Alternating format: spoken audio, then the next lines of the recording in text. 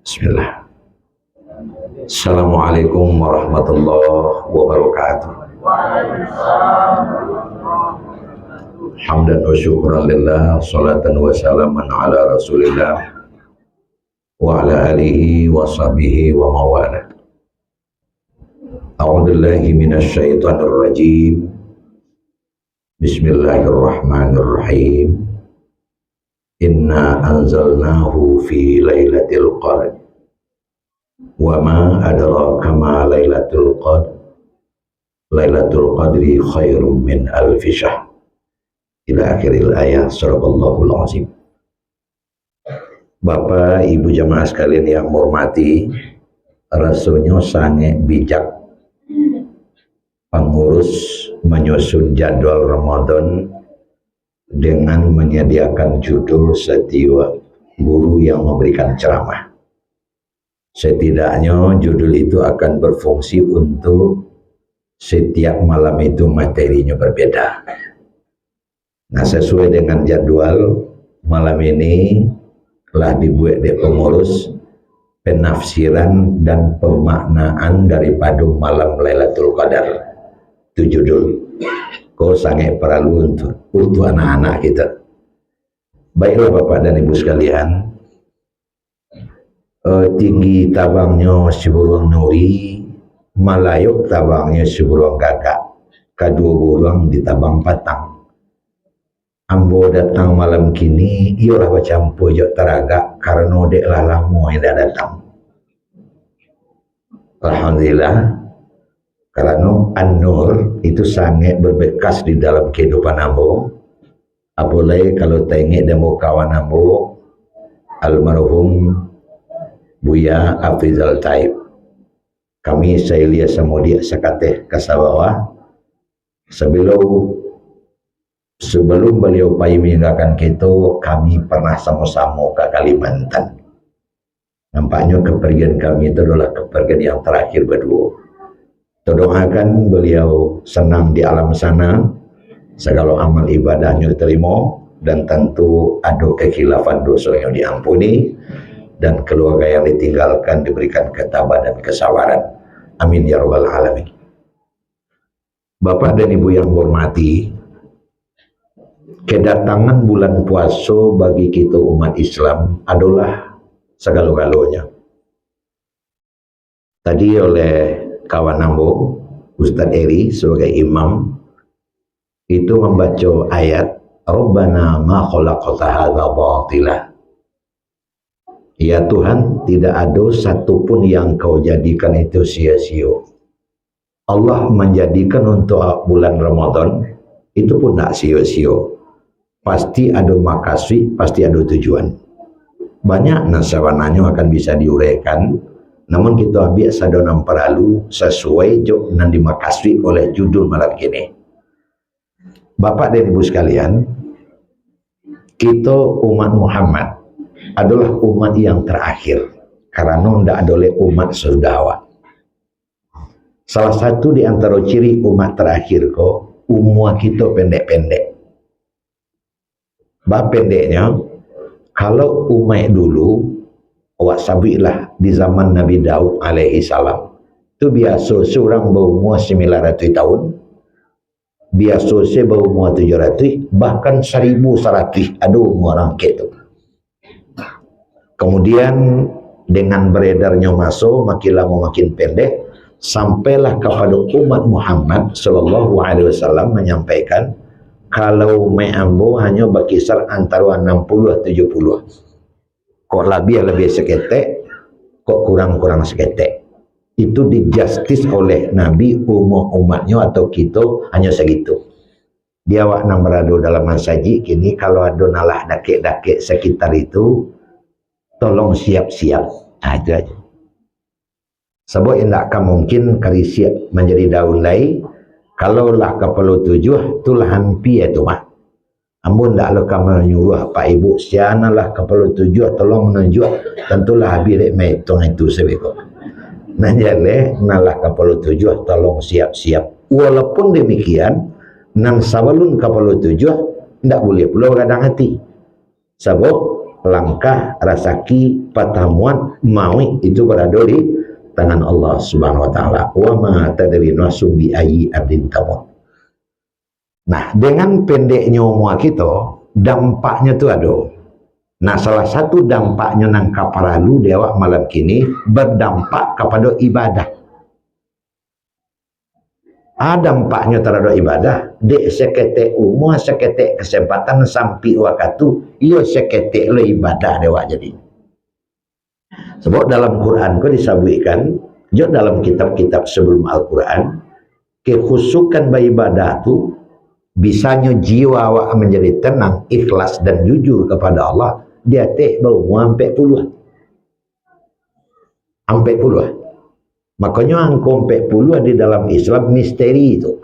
Saja itu acok dinilai jo angka 40. Kalau menurut Imam Syafi'i, Jumat baru bisa diselenggarakan kalau jemaah berjumlah 40. Kemudian Nabi Muhammad diangkat menjadi Rasul seketika lah berumur 40. Awak hormat kepada tetangga. Mana tetangga? Sekeliling rumah awak, rumah-rumah berjumlah 40. Nabi Musa dipanggil ke Bukit Tursina selama 40 hari, 40 malam. Kalau awak syirik menyembah selain Allah, ditutup taubat awak, tidak diterima ibadah awak selama 40. Atau masuklah pergi ke Makkah, cik rombongan berjumlah 40. Cik regu tentara barisan berjumlah 40. Ada 40 kau banyak.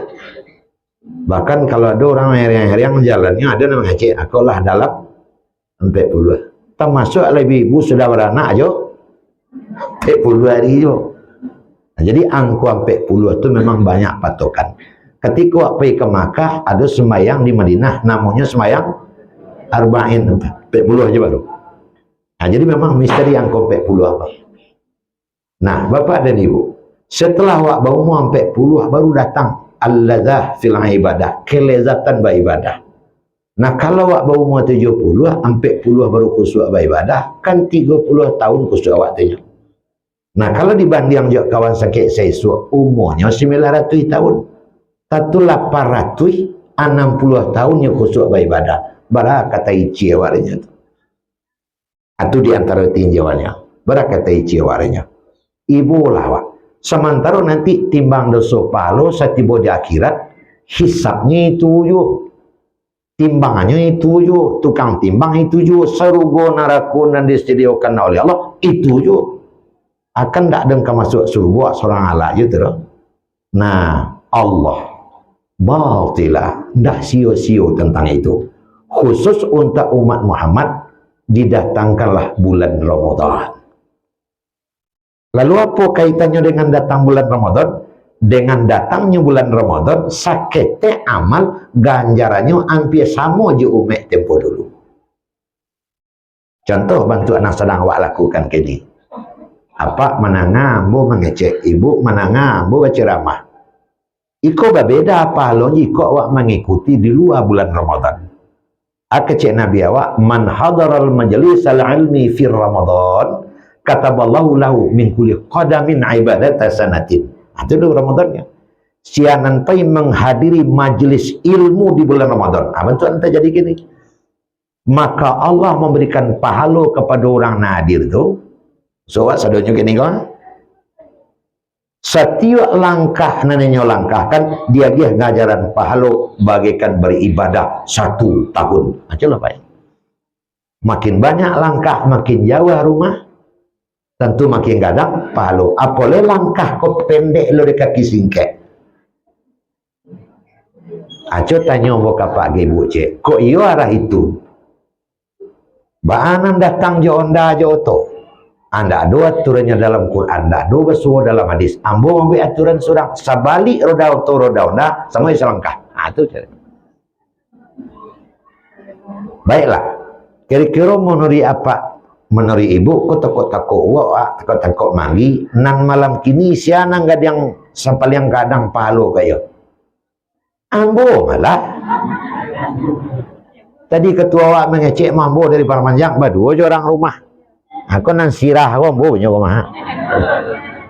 Tentu ambo nam paliang kadang palo kami berdua bang ke itu sabuk kami paliang jauh. Makanya kami pun berdua kalau dapat ceramah ko jauh-jauh tapi nak gadang apa? Nah, Bapak dan Ibu sekalian, itu keistimewaan yang berada di bulan Ramadan. Mengarajokan amal wajib di bulan Ramadan dilipek gandokan menjadi 700, bahkan dilipek gandokan anak tetong sesuai niat.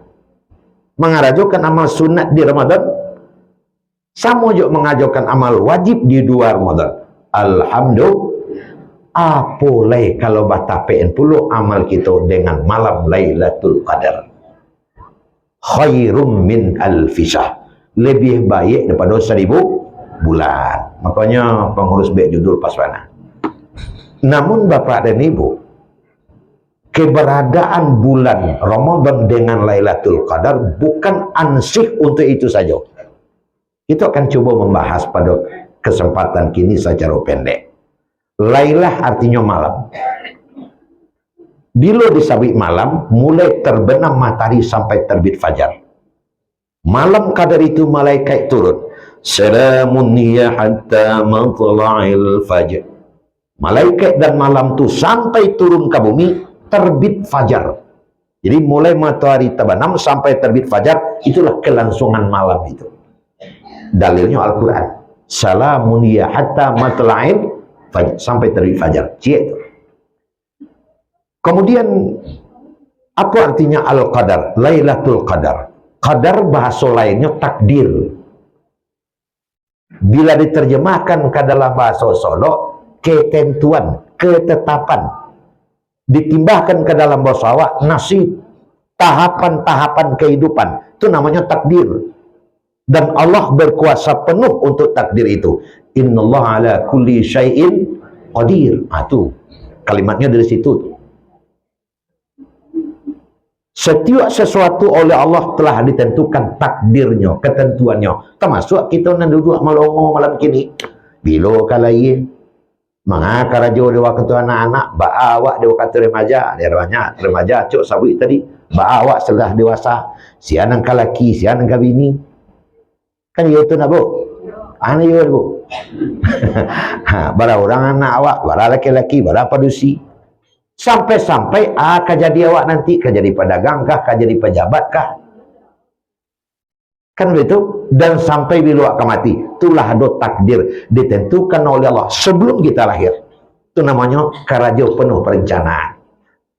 Nah Bapak dan Ibu hadirin sekalian, maka salah satu rukun iman gitu, rukun iman yang keenam itu sabui apa ya? Percaya kepada qada baik, qada buruk. Bahasa lainnya percaya kepada takdir. Itu rukun iman. Apa yang kita hadapi, apa yang kita jalani, takdir untuk kita. Ndak ande-onde dok. Kalau ande-onde bakar abi basaka dalam. Makanya orang yang beriman, akidahnya sangat kuat, menerima apa yang dihadapinya dengan legowo kecerang sebarang. Kenapa? Karena dia percaya kepada takdir. Dan Allah sudah mengatakan, innallaha la yuhibbul fasad. Allah tidak akan pernah mentakdirkan sesuatu yang merusak untuk hambanya. Rabbana ma khalaqta hadza batila. Tidak ada. Cuman kadang ada kejadian di muka mata awak, seolah-olah tidak berkenan di hati awak. Itu bukan kejadian itu yang salah. Panjulu awak yang pendek, Pak. Kemampuan awak berfikir itu yang terbatas. Kenapa? Karena memang Allah menjadikan bentuk itu. Kan tak sombong malah awak. Salah seorang kawan namanya Muhammad Salman.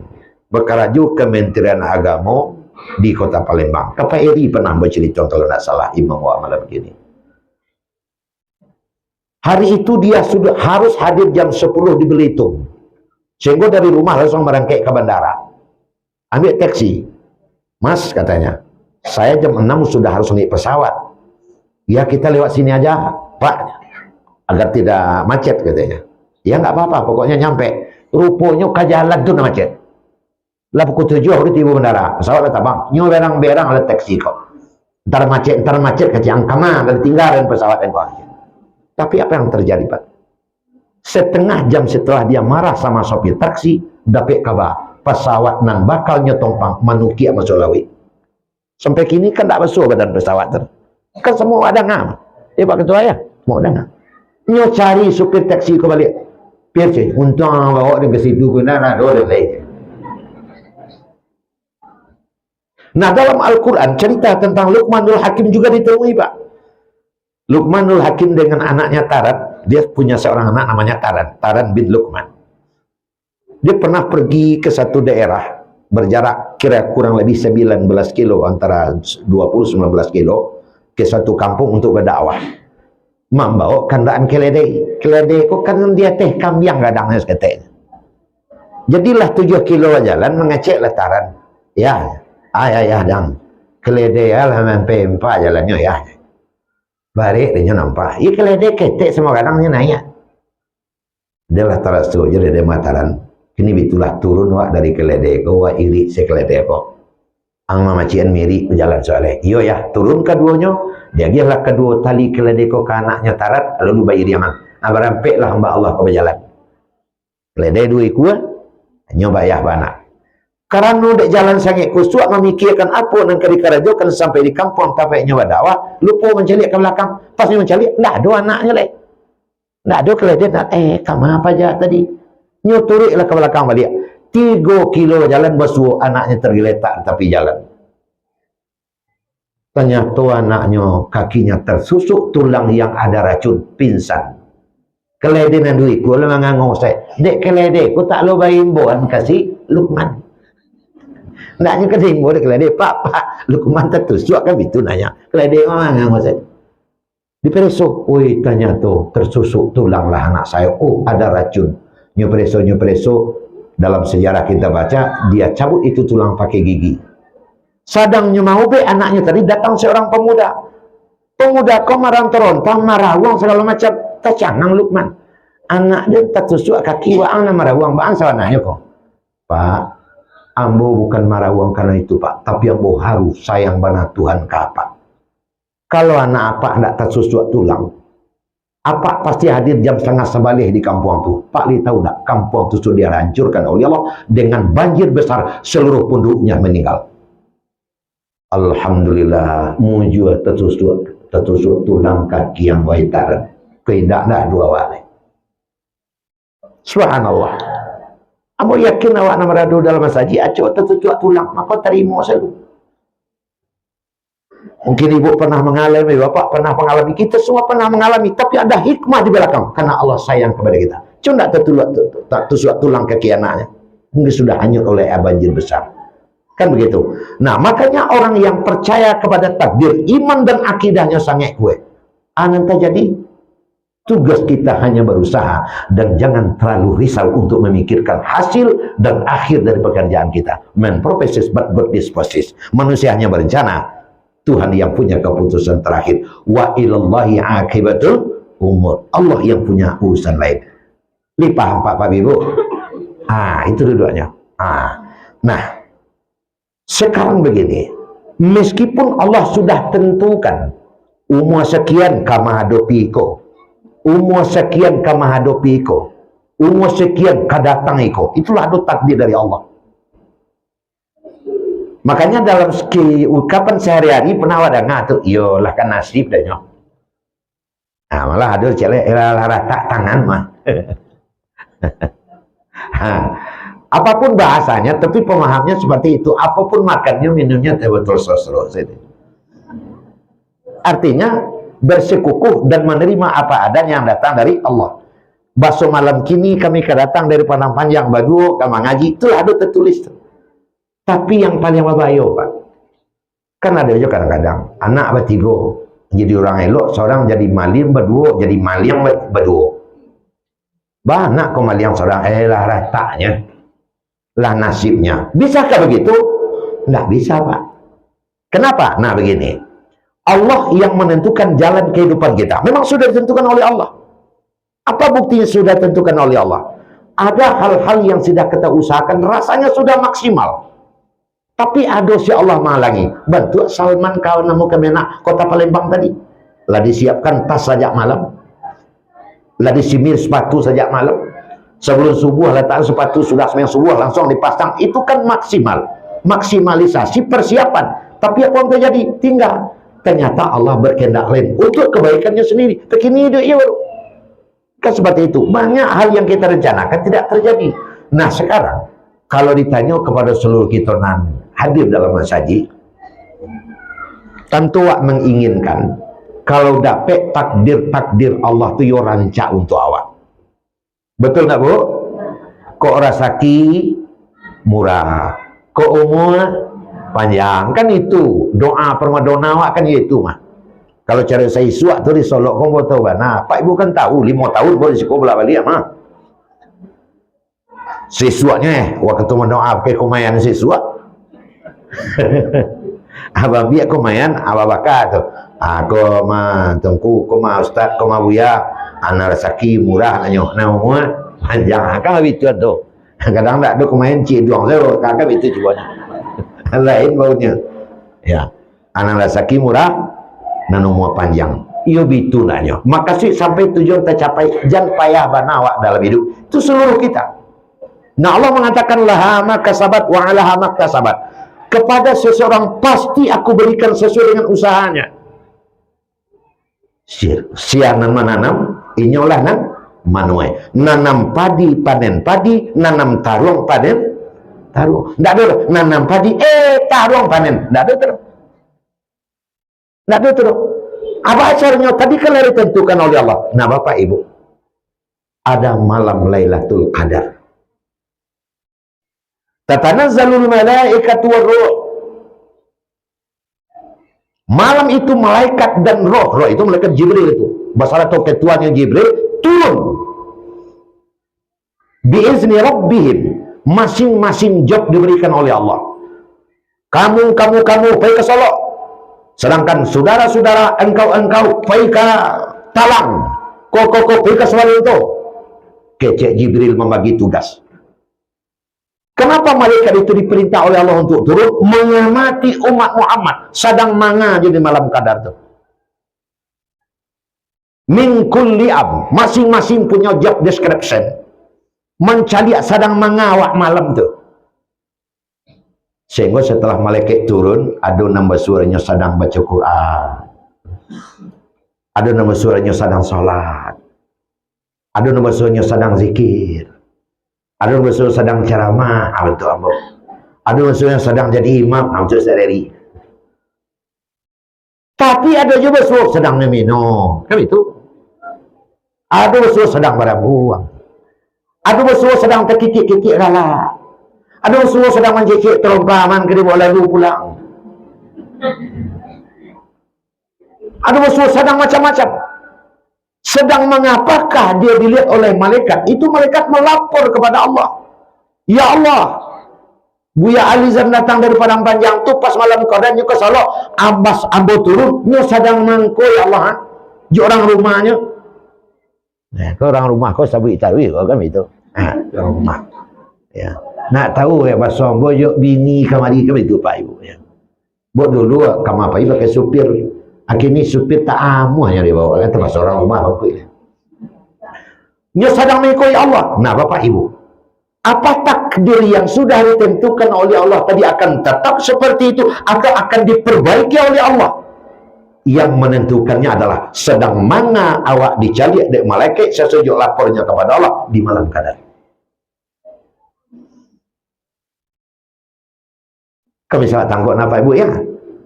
Contoh awak BC. Ya Allah, dalam catatan anak mau terima, Buya Aliza dari Padang Panjang itu meninggalnya 2 hari sudah rayu.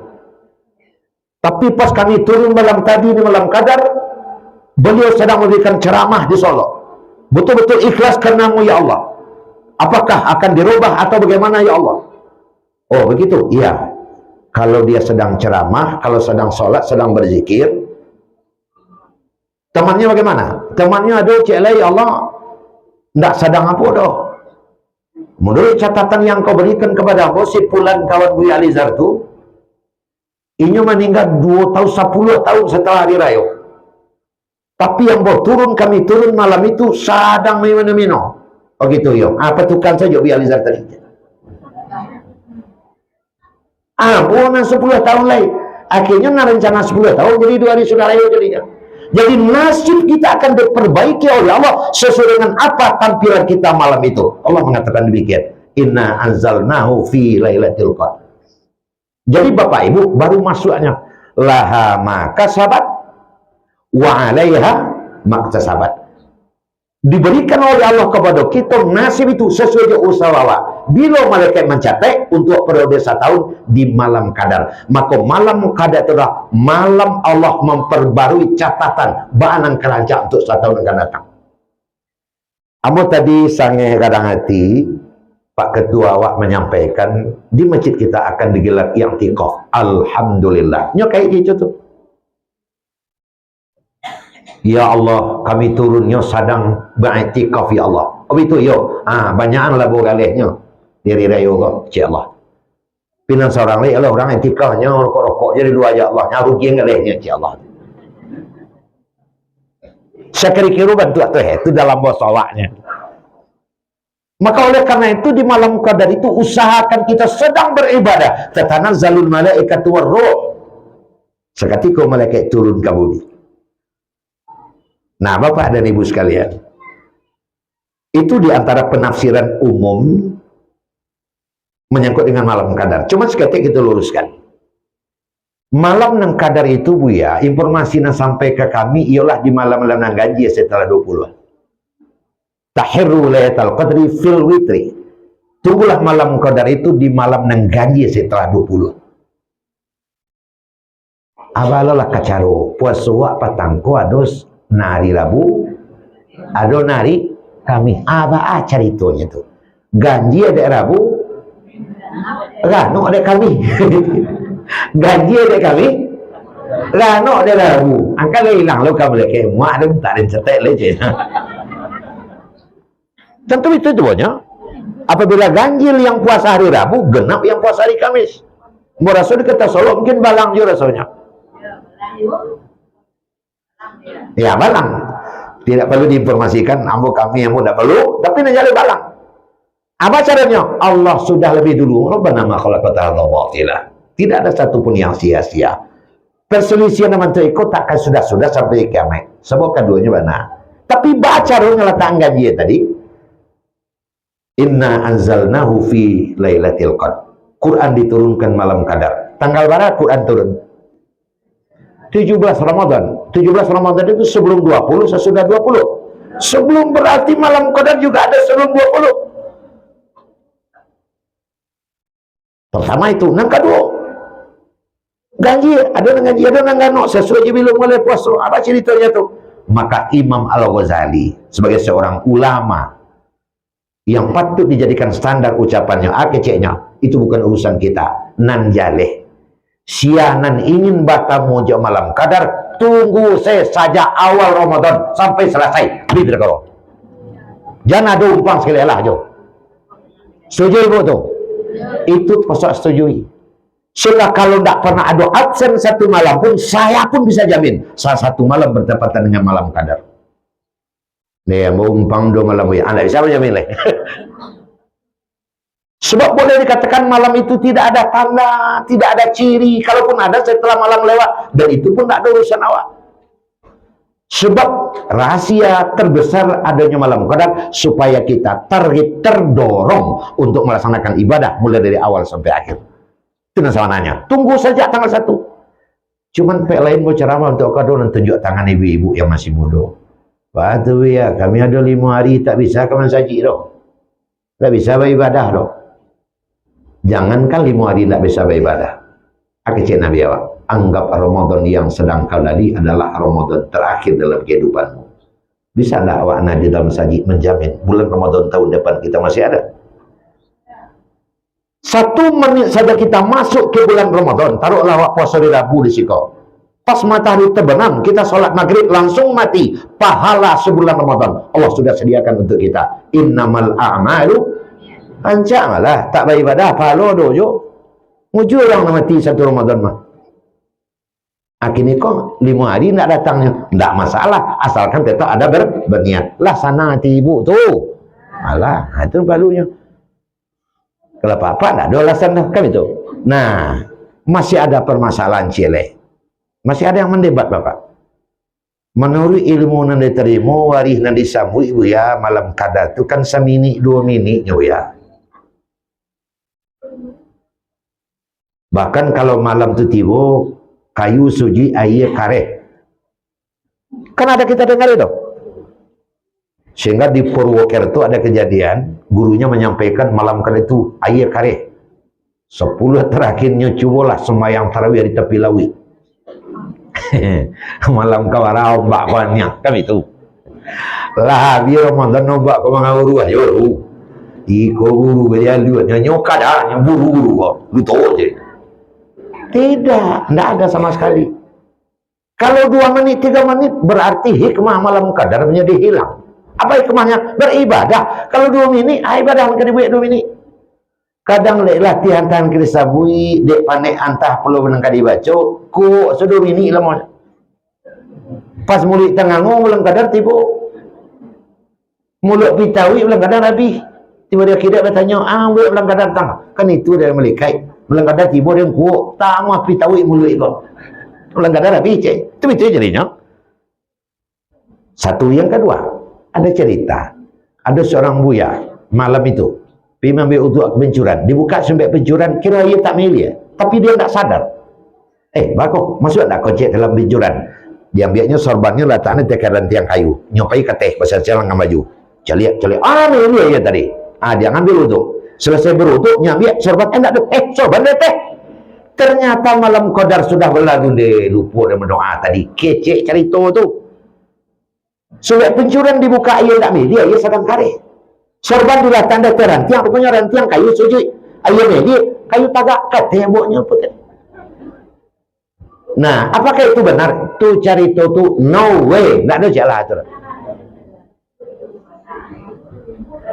Baca rohnya. Nah, kan ada ibu nang ngasih itu tu nak. Nah, sekarang kita masukkan. Kalaulah Pak taruh 2 minit air kareh, kayu suji, masuk ke kayu dulu. Tentu nang kare selama 2 minit ndak air buya padi sen. Tentu seluruh air kare. Apa kawan yang sedang minum?